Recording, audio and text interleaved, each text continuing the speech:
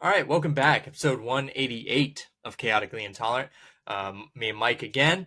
We're going to talk a little baseball. Juan Soto, largest contract of all time, like of all sports of all time. And football. We're heading into week 15. You know, those are the high numbers that I don't like. It's like, okay, football is almost over. I don't like to think about that. But make sure to like, comment, subscribe, and let's go.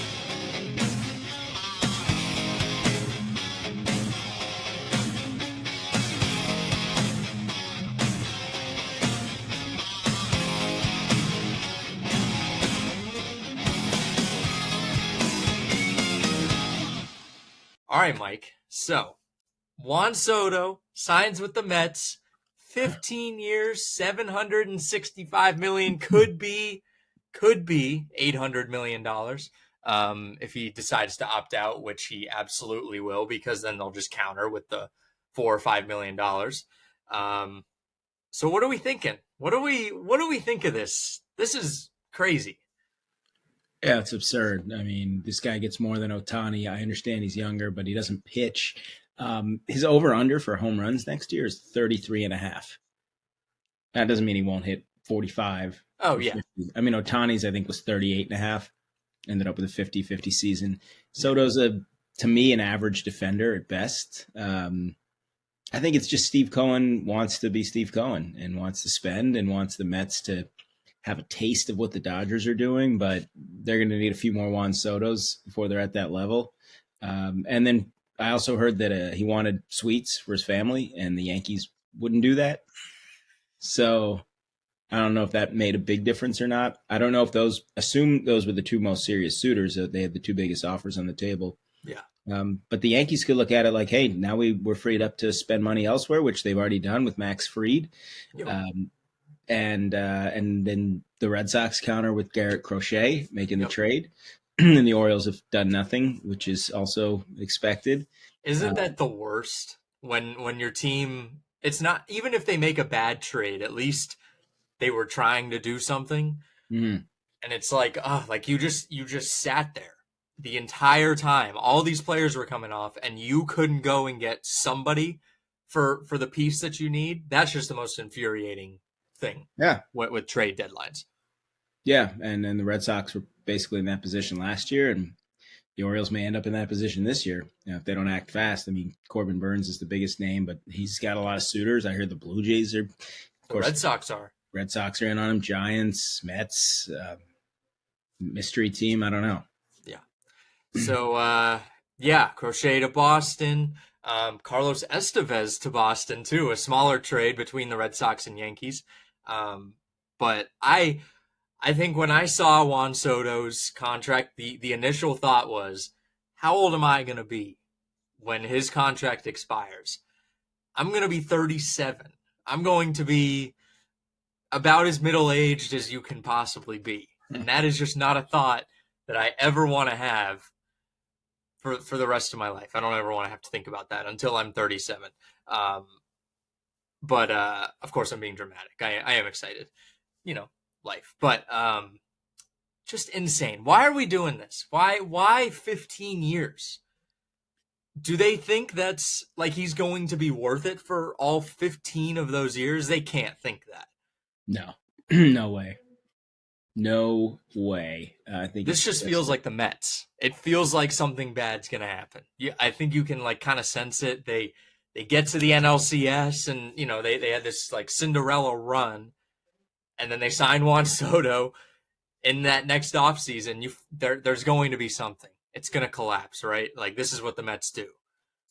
And this is probably why baseball won't ever get a salary cap, because the players' union's not going to want to take $51, $70 million a year deals off the table for players. It's sad, but that seems that's where we're headed. So, and salary floor maybe, but the A's already spent on Severino. Felt like they just did it to do it.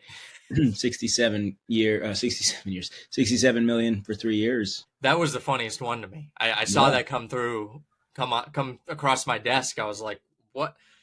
Of course, right? Of course he does it. Yeah, I think he's just trying to do it to say, look, we're going to give you a good team. It's just optics for him. I don't think he really gives a shit, honestly, Right. about the team. Um, but yeah, we don't want to spend too much on baseball because the NFL is king. It's always king, and on this show it is king. So it was. I felt like there was a little bit of chaos that was going to happen. We had a lot of close calls for chaos, I would say. Yeah. Um, Specifically Panthers and Eagles. I really, really, I wanted the Panthers. They were so close. It was Oh, who didn't? Yeah. That would have been awesome. That would have been so cool if we got to see that. But let's kick it off with Lions Packers, and the leading story is the fourth down call at the end of the game. Jared Goff, really, not Dan Campbell, puts his nuts on the table and says, "Let's go for it. Let's run the football." And they ran the rock up ran it up the middle, and that's all she wrote. Yeah, the the fourth down call at their own 30 was egregious, terrible, unnecessary, and costly. The fourth down at the end, I've seen that. I don't know why, but there's a Colts game in '07 that comes to mind. They were playing a really bad Chiefs team with Brody Croyle, and Tony Dungy didn't want to give him the ball back, so they snuck it on 4th and inches. They ran the clock down. Vinatieri kicked a short field goal. That made sense. That wasn't even typical Dan Campbell. It was more, we just don't want to give the ball back to Jordan Love. We got a banged up defense. We've given up 31 points already. So I think that I'm generally not a proponent of going for it every fourth down, but I understand that one. The Lions are getting by with a lot of injuries on defense. It's Yeah, got to be a little scary right now because they've got Buffalo coming up. They've got still San Francisco on their schedule, Minnesota. How many weeks now can they do this where they just can outscore their opponent? Because that's not going to fly in January. yeah. Um, the fourth down thing, I've been going back and forth on it, on whether I would do it personally, in Madden or something. But I don't know, man. I see that side. I see your defense is gassed because they were not good. They've been hurt. They were obviously just tired. It's the end of the game. Um, you don't have too much trust in them there, but you're giving it back to them with 40 seconds. They got no timeouts. Probably the best they can do is tie it at that point. If you don't get that fourth down, if Jared Goff slips just like a half step earlier and Right. goes down, then they're just driving to win the game with a field goal. I mean, it's Brendan McManus is a good kicker. He can, he'll hit from 50. He'll be okay with that for the game. I think he can do that. So I go back and forth on it. But again, you're 12-1, but you are battling for the division.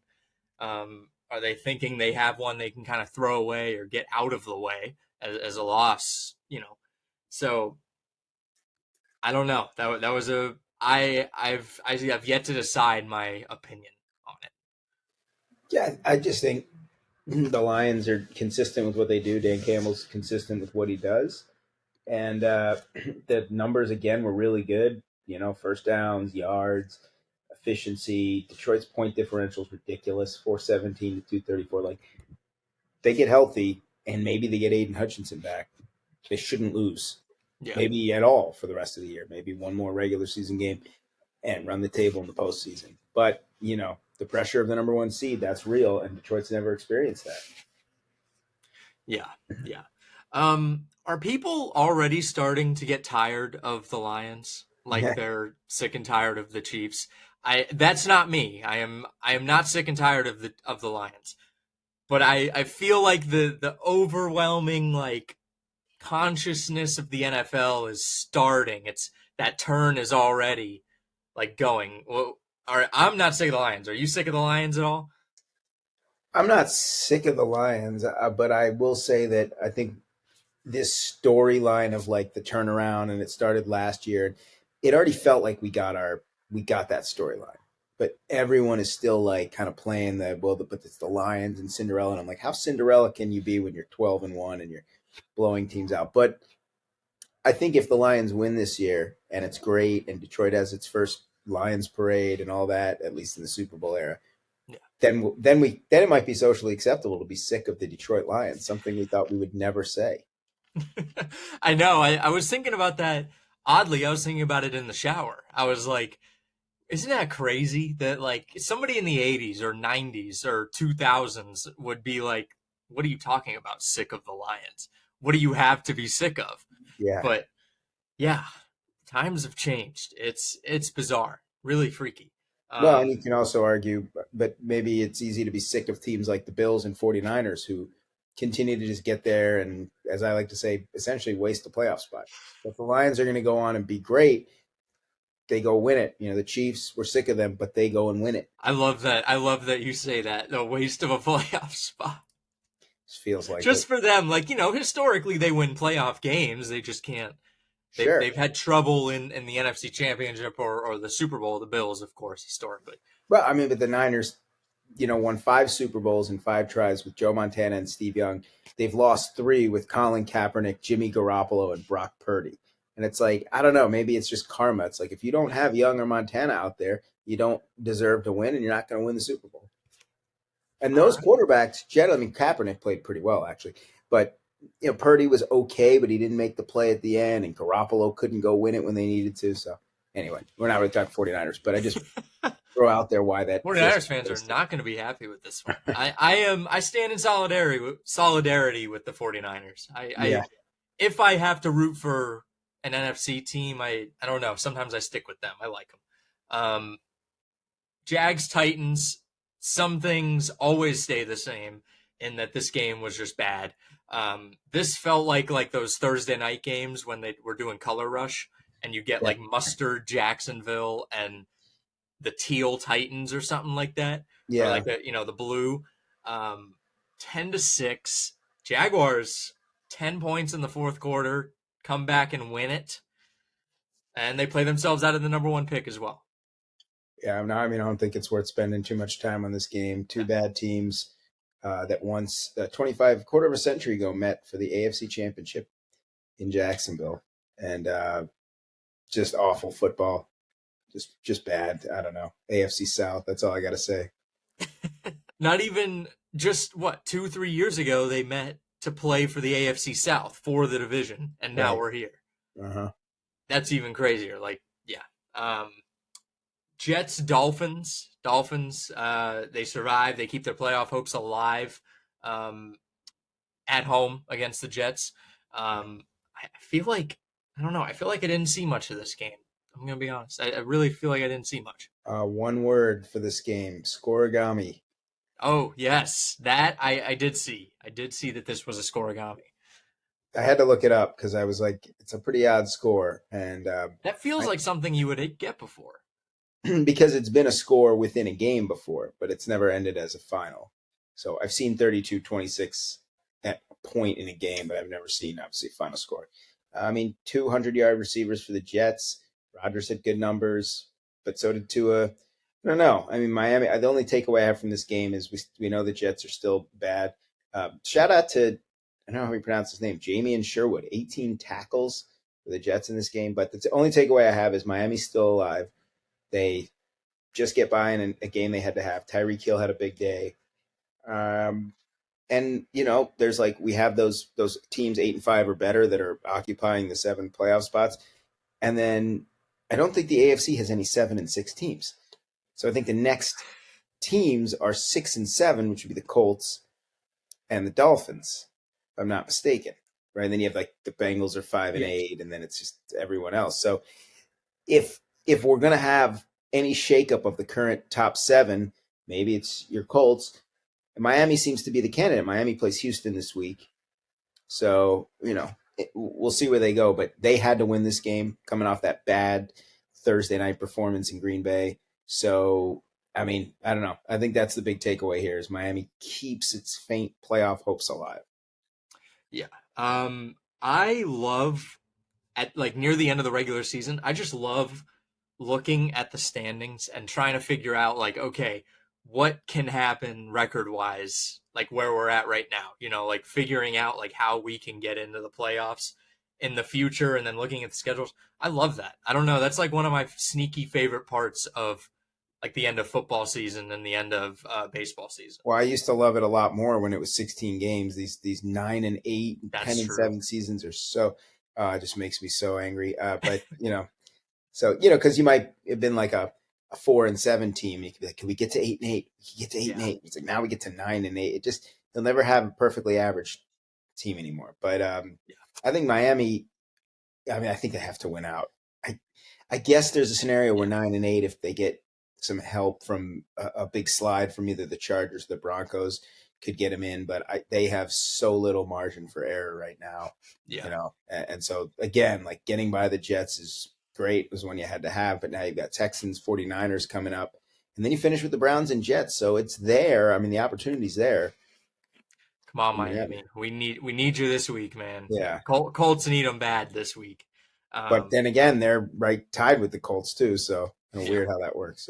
Yeah. Yeah. Falcons, Vikings, the cursed bowl again. Kirk struggles again. And yeah, just the Falcons are funky. They're funky. I think that's the best way to describe this Falcon team. And the Vikings are just keeping pace. They're doing their very best to keep pace with the Lions right now. If you think about the Packers, like, do you think that they're a third place team in the NFL? I don't think they're a third place team. No. And the Vikings, like, it honestly, they feel like they would be more of a third place team to me. Yeah, but I don't know why. They are. I mean, man, like I'm starting to think they could make some serious noise in the postseason. I mean, Darnold's the key. He plays like he did Sunday. 5 touchdowns, no picks.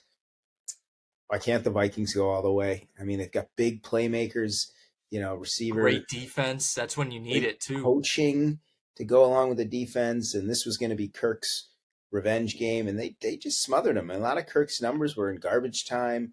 I mean, this game was 21-all in the second half, and Minnesota pulls away with 3 touchdowns and doubles them up. I mean, that's and we know that all this talk about the Chiefs, the Vikings are like the NFC version of the Chiefs. I know they don't have Super Bowl wins, but in terms of like crazy close games over these last few years, to me, 2 years ago the Vikings were 13-4, doing it with the same quote unquote smoke and mirrors that the Chiefs are doing it with now. This is a much better Vikings team than that. And that team won 13 games. There's no reason this team can't win 13, 14, dare I even say 15 games. Probably not 15. But if they're on the road in the postseason, will they be able to go and win 3 on the road to get to the Super Bowl? That's tricky, especially with a quarterback that I know Darnold's never started a playoff game, right? He's never had that opportunity. So be very interesting to see how if he takes this great regular season and is able to duplicate it in January. Yeah. Saints Giants. This one also did not matter. It was a fun game. I thought it was a fun game to watch.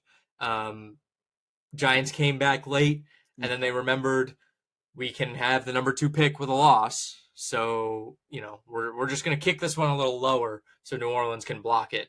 And they did. And the Saints, Darren Rizzi is 2-1 as the Saints head coach. It hasn't been pretty, but the Riz is working right now.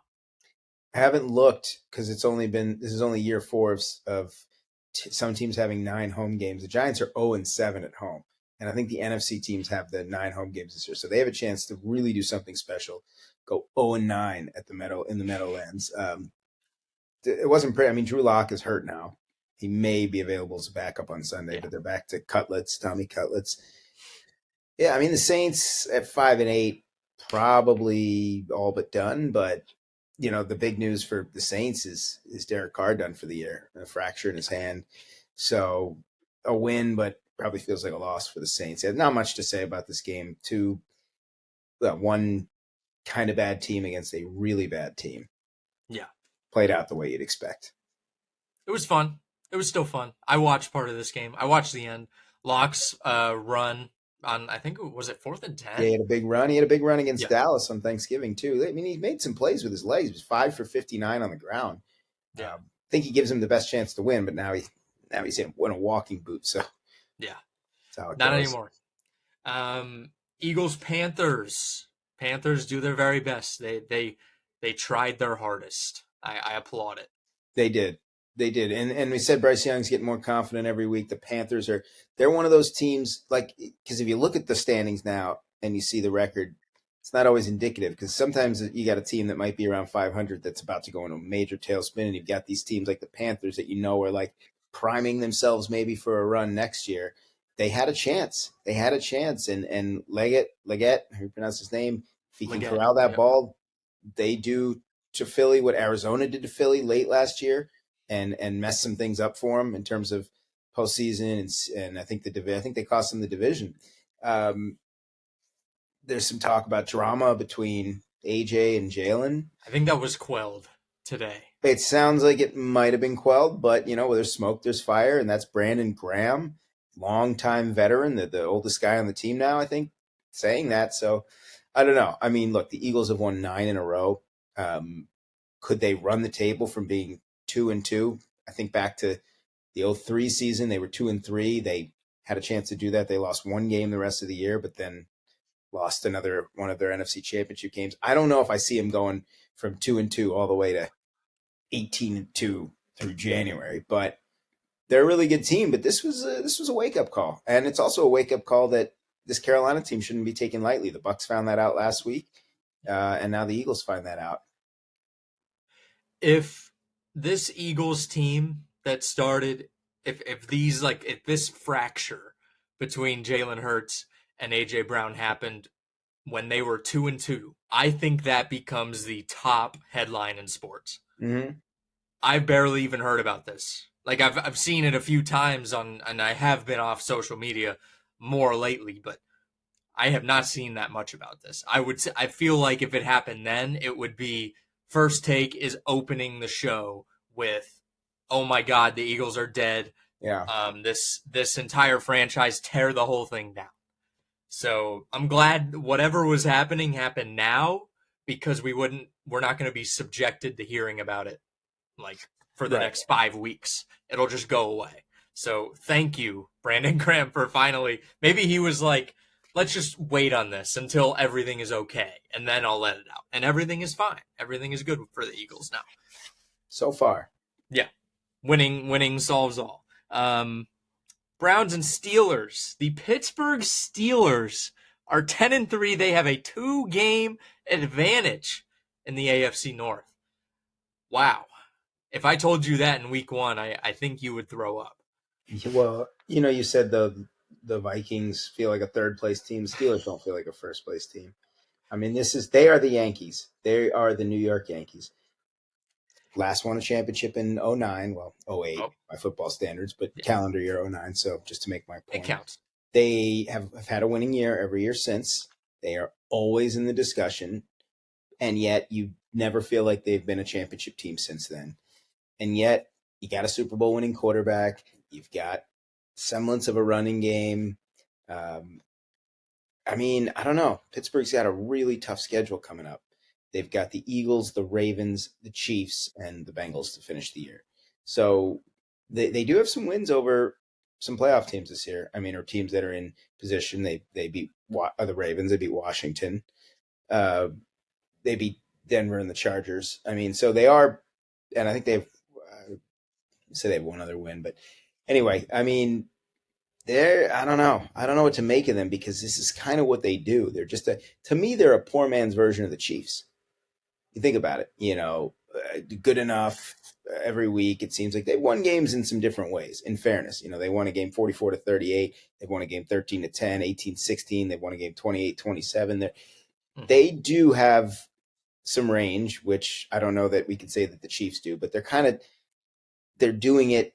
It just feels like they're the Chiefs light. I don't know. Also, from this game, Kadarius Toney's on the Browns. Well, was on the Browns. Kadarius Toney played for the Browns. That completely went over my head. He fumbled, lost a fumble. That's all I Yes, see here. that basically stopped any sort of idea of a comeback for the Browns. What a week for the Chiefs. They see their team win, and then they see Kadarius Toney fumble. Yeah, for the Browns. You just know that was probably their favorite part of the week, was just getting a chance to throw more water on Kadarius Toney. Yeah.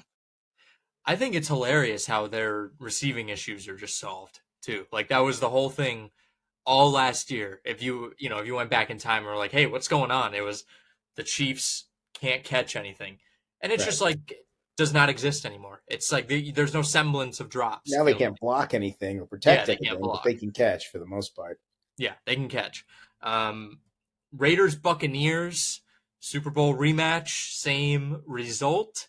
The Bucks had to win this one. This was one that if they want to be a playoff team, you dominate, and they did that. Yep. Did not care for the hit that Cansey had on O'Connell. That was dirty and could have really done damage. Thankfully, it's just a bone bruise. Should have been fine for that, or flagged at least. Baker Mayfield played pretty well, but 2 picks, 4 sacks. I mean, this wasn't a thing of beauty. This was a game that they let they let Vegas hang around in this game because it was 14-0 and it looked like they were going to roll, and then they just couldn't do anything for a while, and then it was 14-10, it was 21-13, and then the Bucks had that drive at the end, they put it away. So yeah, they did what they had to do, and to me, they're the best team in the NFC South, and they're going to win the division, I believe, for the 4th year in a row because Atlanta stinks, and Tampa Bay, they do know how to win. Yeah, they do. Seahawks Cardinals, man. I wanted this to be like everyone is just pushed together. They're crammed going into week 18, and the fucking Cardinals just stopped. That's why I don't trust the Cardinals. Right there. That's why I don't trust them. Yes. Before I comment on this, I want to throw out one fun, weird parallel that's going on this year. The Raiders and the Eagles, both teams. The Raiders only wins this year weeks 2 and 4. They've lost every other game. The Eagles only losses this year weeks 2 and 4. They've won every other game. Whatever the Eagles do on Sunday, assume that the Raiders will do the opposite Monday. Okay, just wanted to get that out there. Their schedules are exact mirror opposites. Anyway, yes, Cardinals, extremely disappointing for them. I liked him in the spot. I was actually confident they lost 16-6 a couple of weeks ago to him. I felt like they had opportunities in that game, and I thought they'd turn it around. They come right out of the gate to go down the field and get a touchdown, and then they just kept committing penalties at the worst time. They only had 6 total, but one of them turned over. It was a 4th down that they converted. They had to punt. It's just too many mistakes. A couple interceptions by Murray.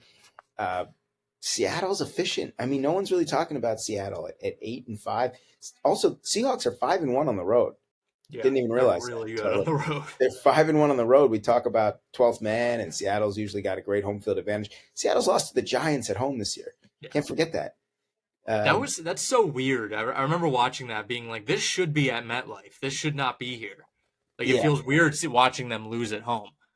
Yes. Yeah, it was a blocked field goal at the end that sealed the game. But Zach Charbonnet, big game on the ground. Geno Smith, good numbers. I mean, I don't know how seriously we should take Seattle, but they're 8-5. They had a great start. Then they had a big lull, and now they're hot again.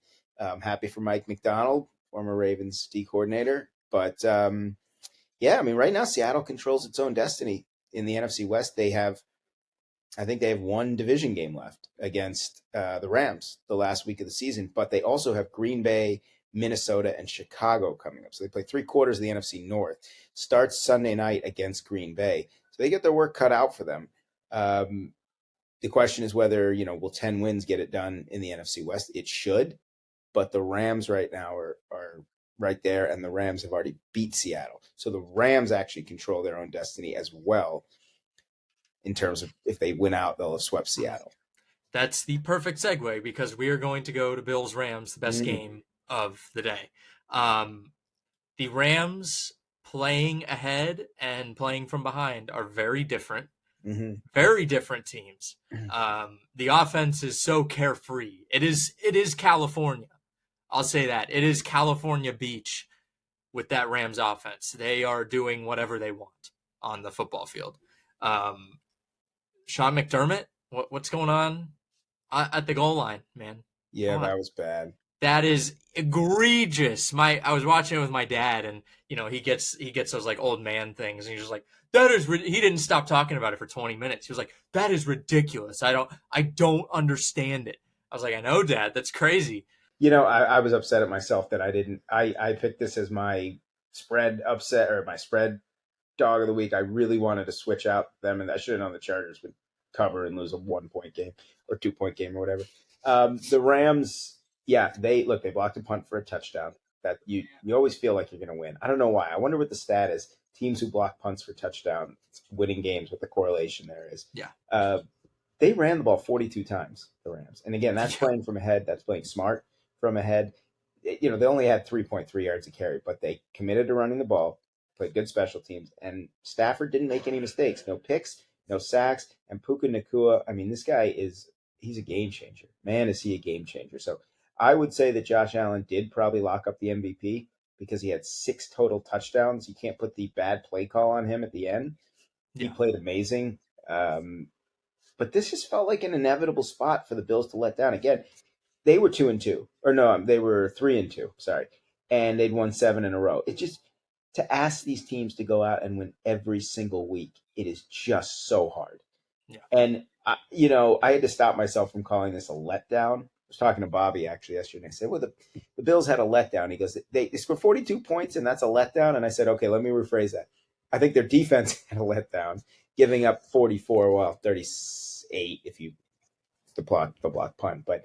Yeah, it was a bad day for the Bills defense, but not for the offense. And so I don't know that you can this game may cost the Bills the number 1 seed, but I don't think it's a game that's going to that deserves like talk of fraudulence. They lost No. a shootout No. game to a really good team after they'd won 7 in a row. I think if they lay an egg against Detroit, which is another big team, then we start saying, we're not really sure. If they come back, have another strong performance, they're right there with the Lions.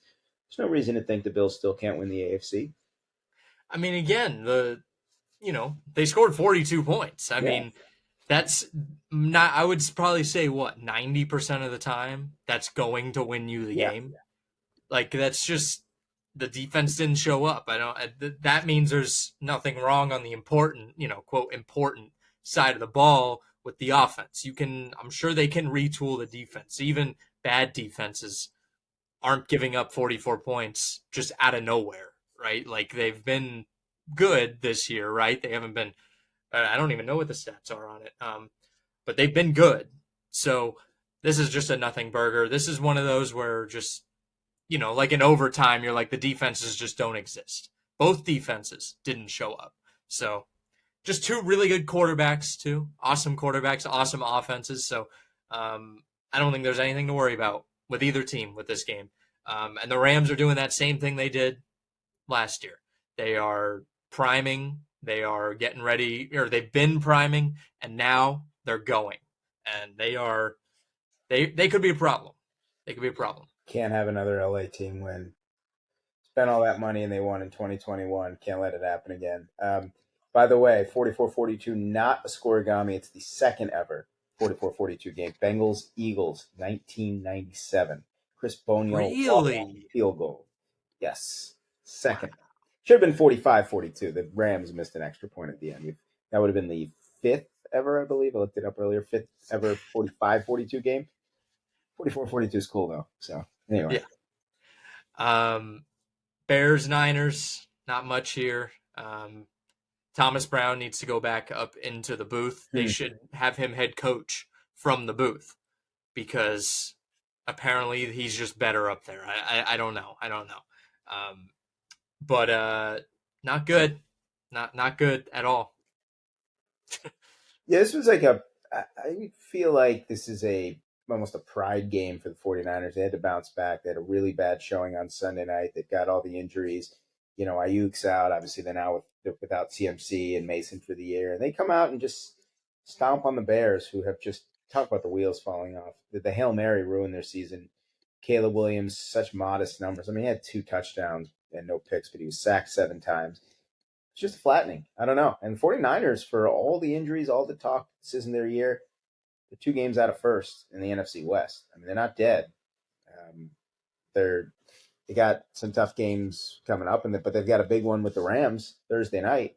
Yeah. They win that, they're looking at maybe being a game out of first, and they still have the Dolphins, the Lions, and the Cardinals to finish the year. But I don't know. It's hard to see a performance like this and not think like maybe the Niners do have a little bit left in the tank, or maybe the Bears are just that bad. They've lost 7 in a row and they're 0-6 on the road. I don't know what came first, the chicken or the egg here.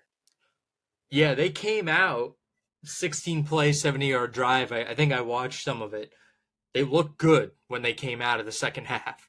And then you thought, okay, maybe there's waking up again. The Bears that's how they've been for the last couple of weeks, just they wake up late, but it's just a little too late. But no, they fumbled on the next drive, and it just they scored a touchdown on the next one, but I think that's garbage time at that point. It's 31-6. So yeah, sorry for the Bears. I do feel sorry for the Bears. They're never good. I'm trying to get back to my scores.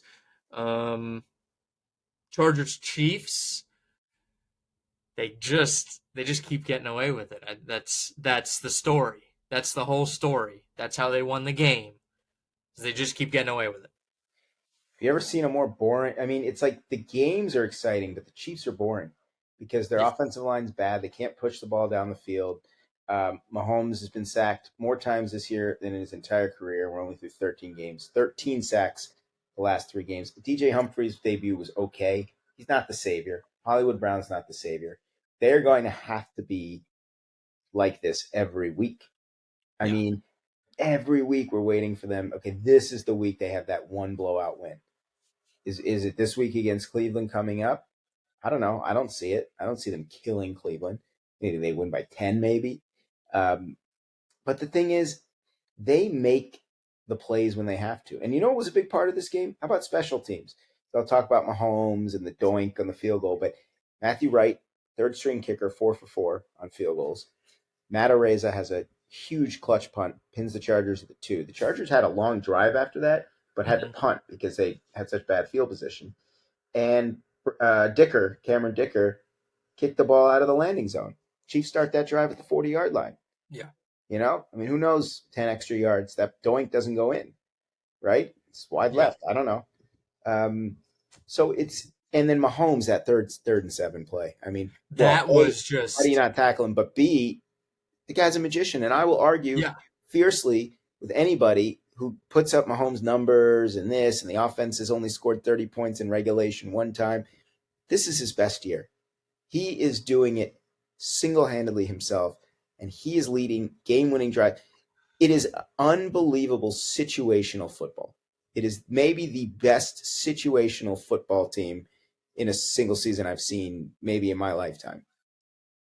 Yeah, it's that play. I think when I saw it, I stood up and I was like, well, that's why he's Patrick Mahomes. Yeah. It's like that's why you pay him that $500 million or however much he got. That's Superman. That is the NFL's version of Superman right there. Just everything. It was like he's untouchable, literally untouchable. Yeah, and I'm trying to remember at what point in the game it was, but he also had an incredible third and long play where he jumps up and throws it, I think, to Worthy to convert a third and long. I mean, he just unbelievable. I hate glazing about it. I hate talking about it. It's like I do too, but I think we have to point out that a team that's got the third best point differential in its own division. I've never seen. I mean, 10 of 12 wins by one score. They've, like I said, 30 points in a game once in regulation. They did it against the Bucks in overtime. I mean, you would think if I told you the Chiefs were 12-1, you'd say, how many games did they have 40 points this year?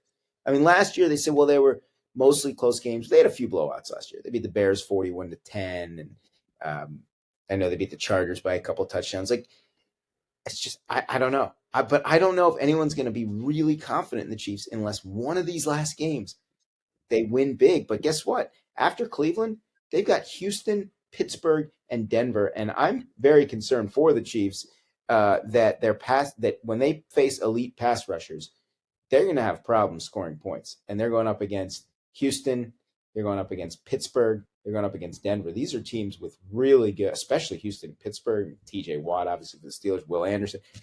Can Mahomes survive that? It's 2020. It's the last Super Bowl they've lost. This was the same. I mean, this was the same issue going into it. I think if they went to the Super Bowl that year, you would think they're going to be fine anyways. But yeah, Mahomes is running for his life out there. It's insane. I don't know how it gets here. This is crazy. Like this is your franchise. Got to protect the guy. I can't understand, especially going for a three-peat. But that's just how it is. Bengals Cowboys. The blocked punt that was muffed won the game for the Bengals. Weird, funky ending. But it's just the Cowboys are okay. They're okay. Felt like both teams deserve to be 5-8. Yeah. My only takeaway here, Chris Collinsworth with the walk-off prediction on the Manning cast that it wasn't going to be a field goal, it was going to be a Jamar Chase TD to seal the game. So the Bengals did that. Burrow, great numbers. Chase is a monster. They're wasting a great year by both guys. They're not going to, even if they win out, they're not getting in. I don't think. You don't think? Well, I don't know if 9-8. I mean, again, maybe,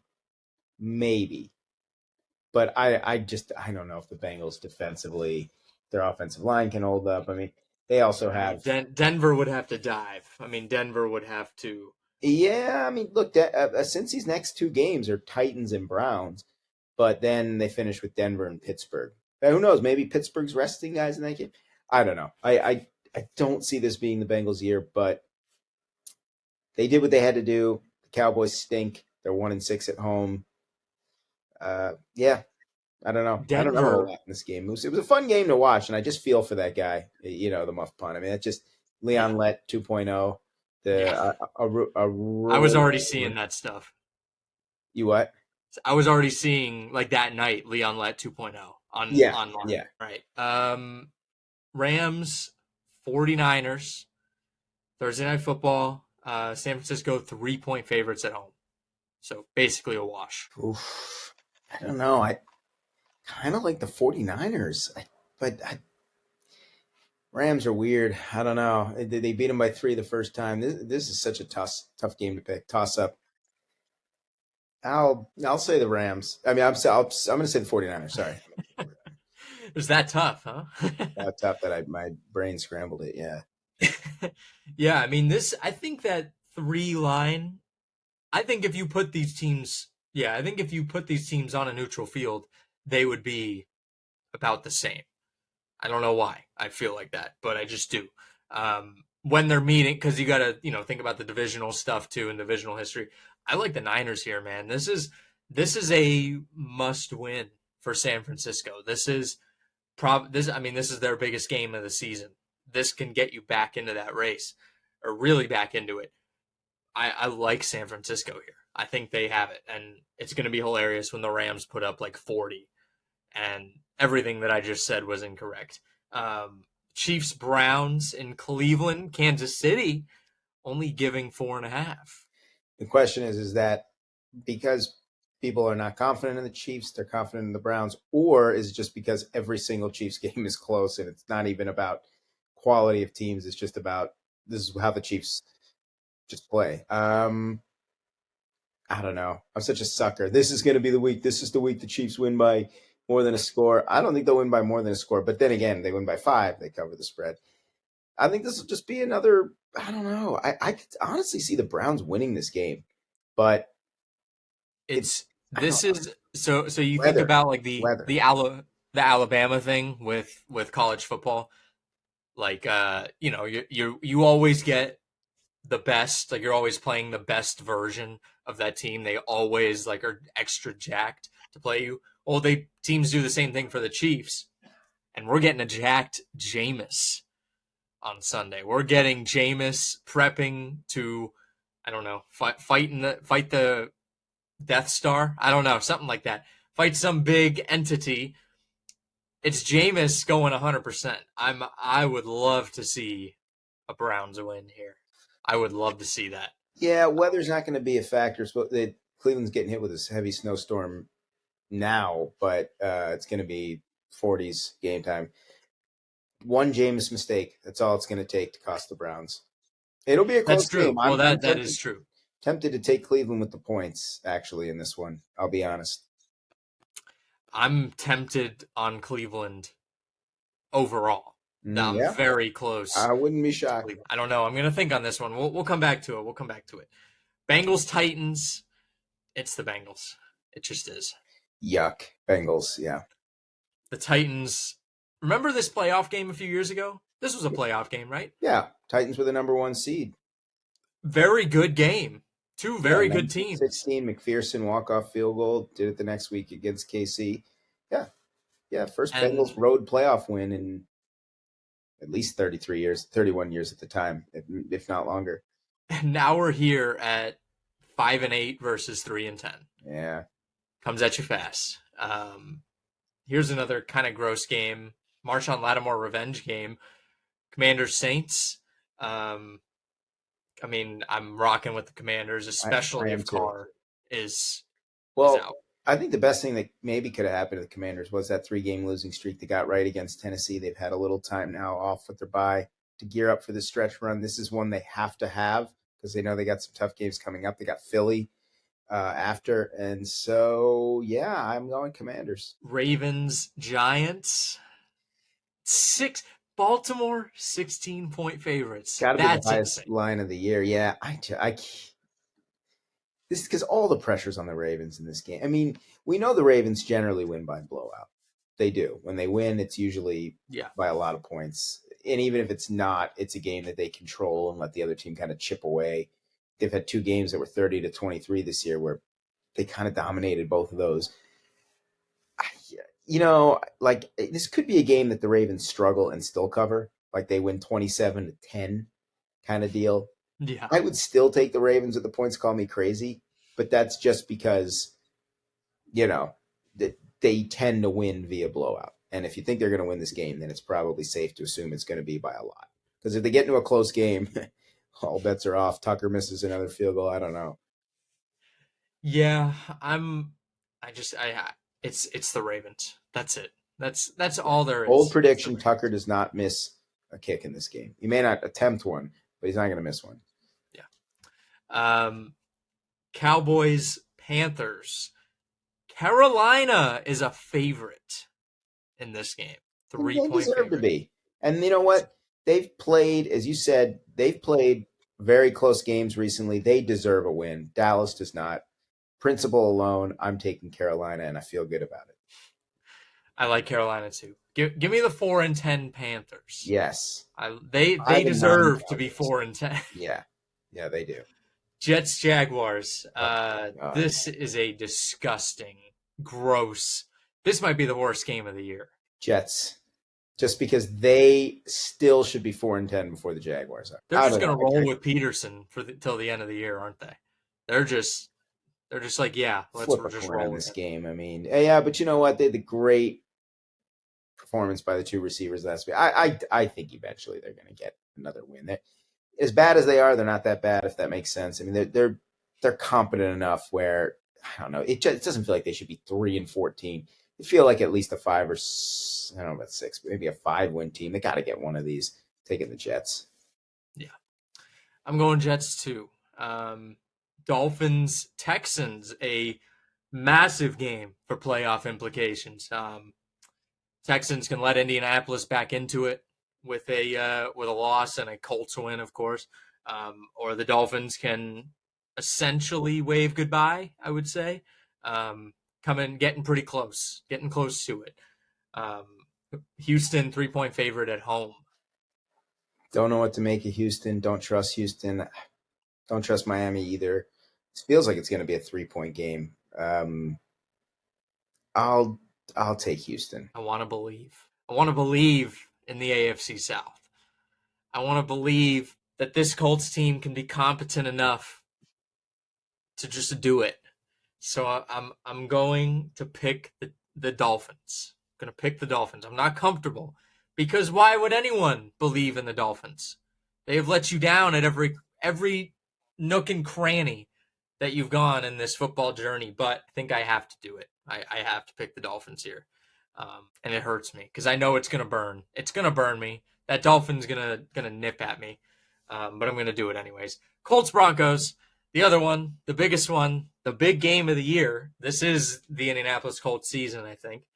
I don't even care about the 9-8 thing. I don't think we get in at 9-8. Colts don't play good outside. They don't. They're not good outside. They can't handle not being in the stable. It's not good.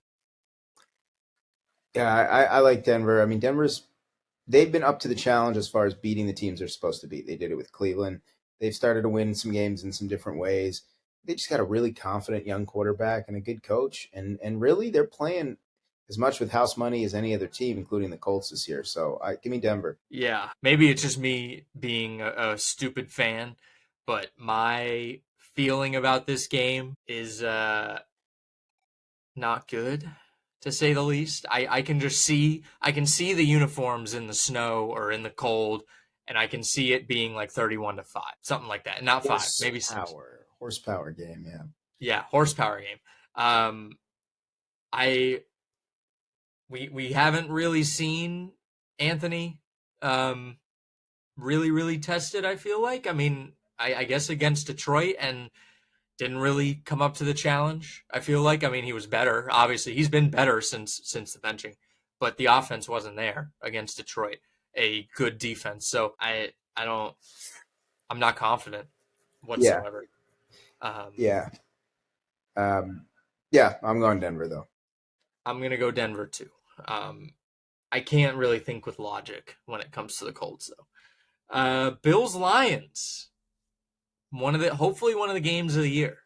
Hopefully. Yeah. Both teams coming off thrillers, too. Yeah, this is the odd double header. CBS and Fox have the 4:25 games. So now I got to do a lot of switching back and forth. For me, I'm leaning Bills. Just two quick things on this game. One, the 2.5 point spread gives me pause because it means if they played in a neutral field, they would favor the Bills, who are probably, as we saw last week, built to play indoors. The other thing, if the Lions, we don't expect the Lions necessarily to go 16-1. If they go 15-2, and this is the game they lose, it's okay. This is an AFC game. This will not hurt them in terms of tiebreakers. At least with Philadelphia, we'll see how things end up with Minnesota, division record, and all that. So I'm rolling Bills. I feel like we keep trying to pick out a place for the Lions to lose, and then they don't do it. Yeah, they just you look at the schedule and you say this is logical, this makes sense, right? Like losing to Green Bay on Thursday night or losing to Chicago on Thanksgiving kind of made sense. They lost last year. Chicago has been spunky, I guess to say, and they've been giving some teams at least a little trouble at the end, and maybe it's finally time to get that loss out of the way, but they haven't done it. They've been consistent. So they're consistently, I'm rolling with the Lions right now. Steagles, the Steagle game. Steelers, Eagles, Philly 5.5 point favorite at home. Pickens maybe out for the Steelers. Maybe this is me just at my Ravens fandom. I'm sticking with the Eagles. They're rolling. Sorry, the Steelers, they're not going to win all these games. They're not that good. I feel like the Eagles should be 11-3 with the Steelers, though. I feel like that makes sense. I'm going to pick the Steelers because it's fun. Russ is fun. Yeah. I'm picking the Steelers. Patriots, Cardinals, Arizona, 6-point favorites. I don't trust Arizona after last week. I'm going to take the points with New England. Yeah, maybe they'll make it close, but I feel like they know what this is. They're ready. I would think they're ready. They need to. This is a good get right game before you head in the last few weeks of the season where you have to win. I'll roll with Arizona in this one.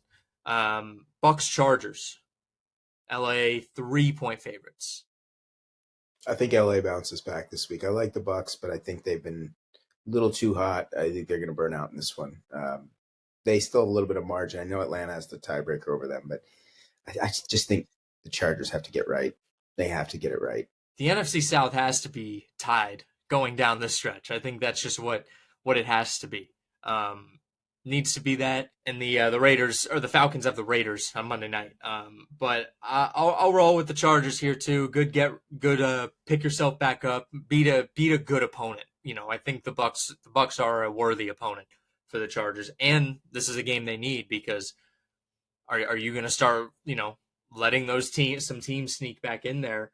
Who do they have left? Broncos, Patriots, Raiders. So lighter schedule, definitely lighter towards the end, Patriots and Raiders, but it's the Chargers. You never want to put yourself in a position to blow it because they're the Chargers. They know how to do that. Packers Seahawks 2014 NFC title game rematch. Yes. Yeah, I like Seattle. I don't know. They're going good right now. They're figuring it out. This might be a time that the Packers slide a little. Packers are good, but 9-5 feels right to me. Yeah, I'll roll with Seattle. They're on a run. They're feeling good right now. They're going to be riding high. Bears Vikings, Minnesota 7-point favorites. Minnesota. Yeah, this is one they have to have. And Falcons Raiders. I think that one's pretty simple. Unless you have a hot take on it. I don't know. Whatever the Eagles do on Sunday, I'm just picking the Raiders to do the opposite. So if the Eagles win, I'll take the Raiders to lose. If the Eagles lose, I'll take the Raiders to win so that we keep that parallel. I'd probably go Atlanta. I mean, it's again, I don't know. Like you said, South should be tied. I think we might see Michael Penix in this game. We might. I think we might. Even at halftime. If Kirk might struggle. I would say that Atlanta -4 could be interesting. Vegas +5 could be interesting. All right. Thank you all for watching. That's it. Make sure to like, comment, subscribe, and we will see you next week.